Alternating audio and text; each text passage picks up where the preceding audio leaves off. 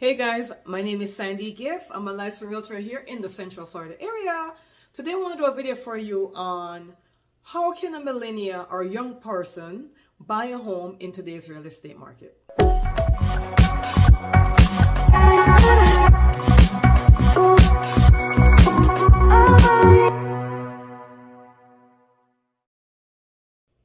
All right, let's get into it. Remember guys to subscribe to our channel and to click the little notification bell so that you always know when we put new content out. So let's explore that for a second. So right now we're in 2025, March 13 is the day. We are in a crazy market. We have high interest rate, we have high home prices. We still have people that's looking to buy a home, but how can they possibly do that? Let's explore that. The first thing to buy a home is we got to work on down payment, right? Because before we start to even know what kind of home we want, if we have no money, how can we possibly do this, millennials? Doesn't make any sense. So we're going to work on down payment. But before we start working on down payment, we want to explore, are there any programs that will create home down payment assistance? Or maybe I don't need any money down. For an example, if you're a millennial right now, or anyone else for that matter, and you're in the military, you get a VA loan and that's no money down. So hey, you're good to go. There you go. Now, there's another program with no money down that is it's a very astringent program to get in. It's the USDA loan. It was typically first invented for farmers to finance their farming and their land and all that great stuff.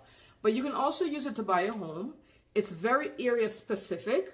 Sometimes when you have new construction homes in certain areas, the builder will tell you if it qualifies for USDA. That's one of the best way to get in there. If you could find new construction development that actually is zoned for USDA, so you can get it done that way. They're very astringent on the loan though, because for an example, if the bracket is 51,109 and you make 51,110, then you're not going to qualify. So it's kind of rough. Another program to look into is called NACA. N-A-C-A. N as in Nancy, A as in Apple, C as in cat, A as in Apple. NACA is backed by Bank of America. And NACA is an actual program that helps homeowners, that helps people to become homeowners, right? Got to be a first-time home buyer. You got to take their classes. They're going to give you a counselor. You're going to work with your counselor. They're going to gather up all your information, your pay stubs. They're going to look at your credit. Remember that credit is big. So before even we go to down payment, we got to think about credit. You got to make sure you want to have a credit score of 640 or higher. 620, you're okay. 580, some FHA loans will sell out 580 credit score, but you want to be in the sixes, if not in the sevens if you can. That's where you want to be, okay? I know student loan will play a factor, so make sure you're current on your student loan, okay? If you're beginning to already pay that off. So NACA is a great program that would help you to buy a home. You don't have to come put any money down. They do allow the homeowner to help you with some of your closing costs. They do have NACA agents specific to NACA, but regular real estate agent like myself could also help you in getting a home through NACA. It's a process, but it might be worth the process if you don't have enough down payment.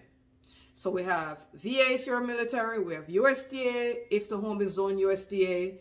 Probably better if you could buy a new construction with that. But nowadays, because the market is kind of slowing down in our area, if the address is one for USDA, the seller might be more open. It would be a longer loan as well. Another thing you might want to consider is buying a home that needs work. Now, you're going to say, but Sandy, I can hardly afford my down payment. How can I possibly buy a home that needs work? Consider the FHA 203K program. So the FHA 203K program is a great program that you could buy a home and it will give you the money to buy the home and fix the home. Now, there are certain stipulations though. They have one FHA 203K, which is 30,000 or less. So they'll give you up to 30,000 to purchase the property. And then there's one where it's 30,000 or more, which is a longer loan. That means the home needs more repairs and it takes a longer time to close. However, at the end of the closing, you will get the money to purchase. They'll give you the mortgage and then they'll give you the money to fix the home. And there are certain guidelines. Some of the guidelines are you got to fix it. The inspector got to come out and see that it's fixed and they'll give you the money. They will allow the homeowners to do some work if it's the one where you're doing $30,000 or less. However, if it needs a licensed plumber or a licensed electrician, you need to get licensed people to do the licensed stuff. But there's stuff like painting and that kind of thing. They will allow the homeowner to do that. There are different contractors who are FHA approved for this program. So once you start, if you want to go to the FHA 203K program, there will, and you qualify for it, they will probably give you a list of inspectors that you could choose. Contractors that you could choose from. I'd probably use those contractors, because with this program, you got to do the work first. Once the work is done and they sign off on it, then they will give you the money. So at the closing table, they're going to keep the money for repairs in escrow, and they're going to give it to you as you get the stuff done. They will give money for kitchen repairs, getting a new roof, air conditioning, whatever it is that the home needs to make it functional and work, they'll give you the money for. Okay? They're not going to give you the money to do the fancy countertops or whatever it is, but if you have to get countertop, you may as well get the fancy one, and you could probably pay the difference. So if they're giving you, let's say they're allocating $3,000 for countertops, and you really want the countertop for $5,000, and you have the extra $2,000, then you could do that, but they'll only give $3,000. So that's something to also explore. Another thing to explore is maybe you need to look in adjacent neighborhoods, right? So maybe you grew up in a particular neighborhood and you want to stay there, but you're outpriced, like the prices in that neighborhood is completely over the top.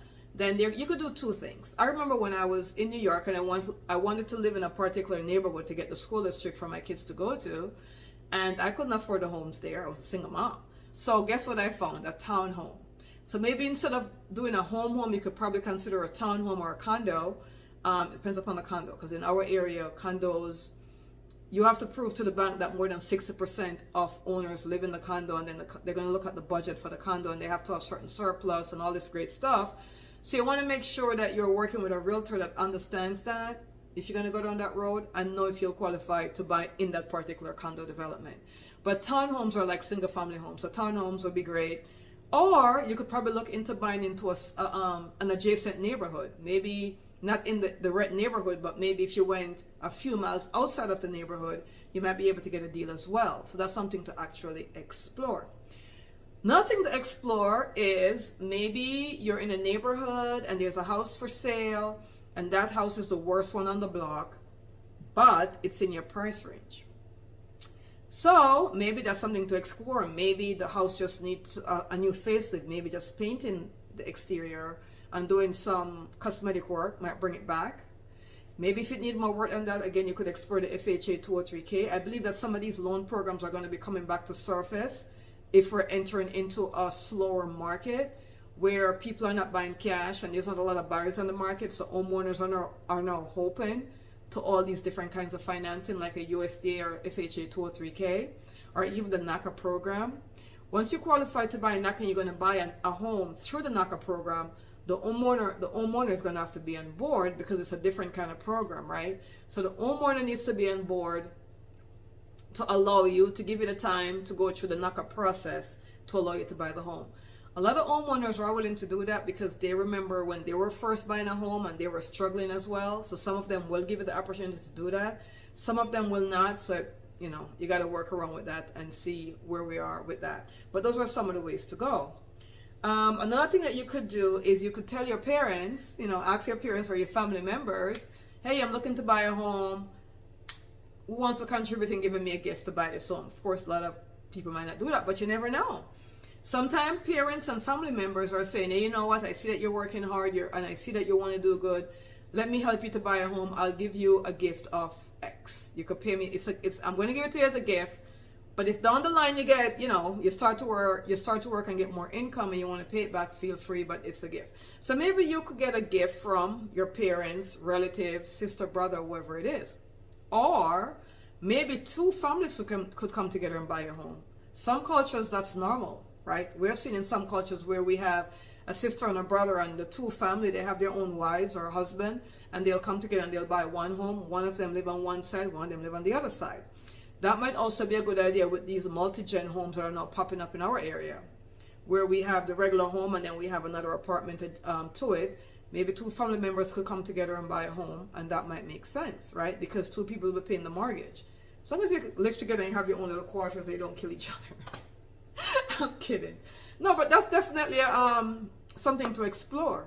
We could have a situation where we could have two sisters or two brothers, or brother and sister or cousins, whatever it is, come together and buy one home, as long as they have their, the rules are set and this is your side, this is my side, this is whatever the situation is, that might not be a bad idea, guys. So these are some great ways of looking into buying a home as a first-time home buyer or as a millennial, as opposed to renting.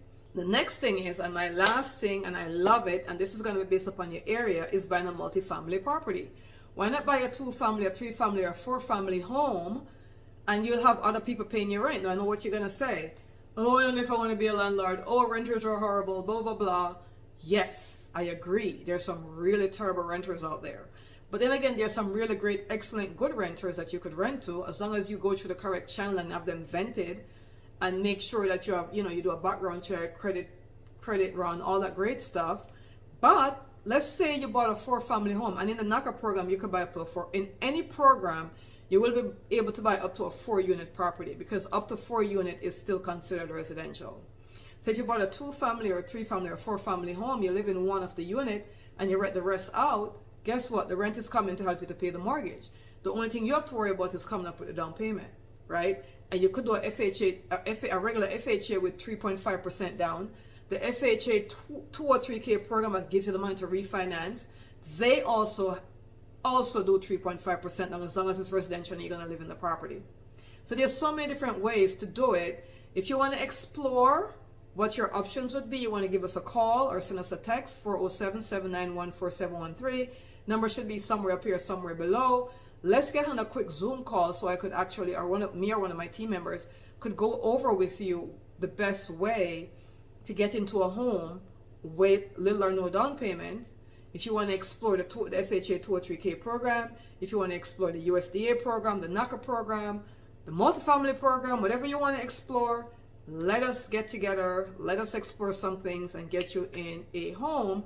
Because one thing is for sure, real estate always appreciate over time. So if you're a millennial, you're young, you have the longevity, you're going to be living in this house for what? Maybe up to 5 years, if not 10 years. Why not explore some of these great ideas? Thank you so much, guys, for listening. I'll see you on the next video.